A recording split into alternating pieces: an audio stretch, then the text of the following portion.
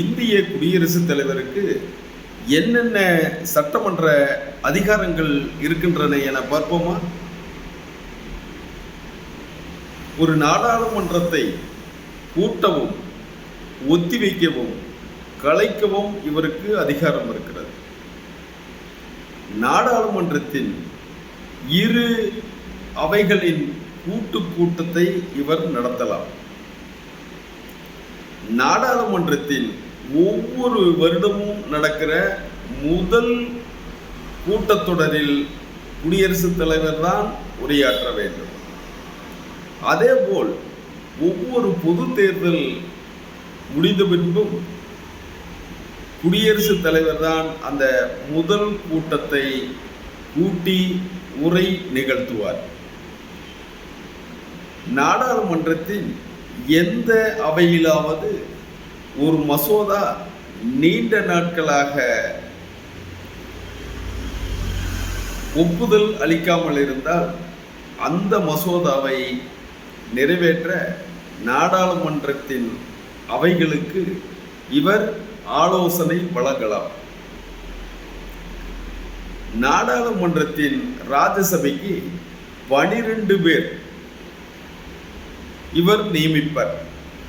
யார் என்றால் அவர்கள் கலை, இலக்கியம், அறிவியல், விளையாட்டு, பொருளியல் அல்லது இது போன்ற ஒரு 12 துறைகளில் மிகவும் நிபுணத்துவம் பெற்றவர்களை, மிகவும் சிறப்பானவர்களை இவர் நியமிப்பார். அதேபோல் ஒரு மாநில நாடாளுமன்றத்தில் மக்களவையில் ஆங்கிலோ இந்தியன்ஸ் 2 பேரை இவர் நியமிப்பார்.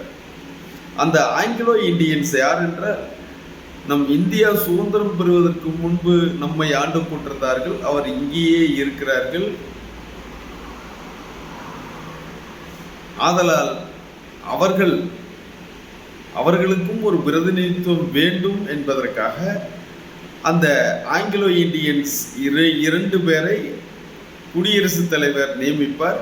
அந்த முறை தற்பொழுது 2020 104வது சரத்தின் கீழ், சட்ட திருத்தத்தின் கீழ் ரத்து செய்யப்பட்டது. மக்களவையில் சபாநாயகர் பதவியும் துணை சபாநாயகர் பதவி காலியாக இருக்கும் பட்சத்தில் சபாநாயகரையும் துணை சபாநாயகரையும் மக்களவையில் இருக்கிற உறுப்பினர்களிடையே இவர் தேர்ந்தெடுக்க வேண்டும். அதேபோல் மாநிலங்களவை தலைவரையும் துணைத் தலைவரையும் தேர்ந்தெடுக்க வேண்டும். மத்திய அரசுக்கு ஒரு அவசர நிதி தேவைப்பட்டால் கன்சாலிடேட் ஃபண்ட், தொகுப்பு நிதியில் இருந்து பணத்தை பெற வேண்டுமெனில் குடியரசுத் தலைவரின் ஒப்புதல் பெற வேண்டும். அவ்வாறு ஒப்புதல் பெற்றுதான் பணத்தை நாம் பெற வேண்டும். நாடாளுமன்றத்தின் இரு அவைகளில் நிறைவேற்றப்பட்ட ஒரு மசோதா குடியரசுத் தலைவரின் இசைவுக்கு சென்ற பின்னர் அவர் ஒப்புதல் அளிக்கலாம் அல்லது நிறுத்தி வைக்கலாம். மீண்டும் பரிசீலனைக்காக மீண்டும் நாடாளுமன்ற அவைகளுக்கு திருப்பி அனுப்பலாம். அவ்வாறு திருப்பி அனுப்பப்பட்ட அந்த மசோதா மீண்டும் நாடாளுமன்றத்தின் இரு அவைகளிலும் நிறைவேறி, அந்த பரிசீலனையோடு நிறைவேறி மீண்டும் குடியரசுத் தலைவர் ஒப்புதலுக்கு வந்தால் குடியரசுத் தலைவர் அந்த மசோதாவிற்கு ஒப்புதல் அளிக்க வேண்டும். அதற்கு அடுத்ததாக இவருக்கு ஒரு அவசர தேவை என்றால்தான் இந்த பணத்தை எடுத்துக்கொண்டு கொடுத்தோம். அது மட்டுமல்லாமல் எமர்ஜென்சி, நாடாளுமன்றம் கலைக்கப்பட்ட பின்பு மக்களுக்கு மிகவும் ஏதாவது தேவைப்பட்டால் அந்த நேரத்தில் அவசர சட்டத்தை குடியரசுத் தலைவர் இயற்றலாம். அந்த குடியரசுத் தலைவர்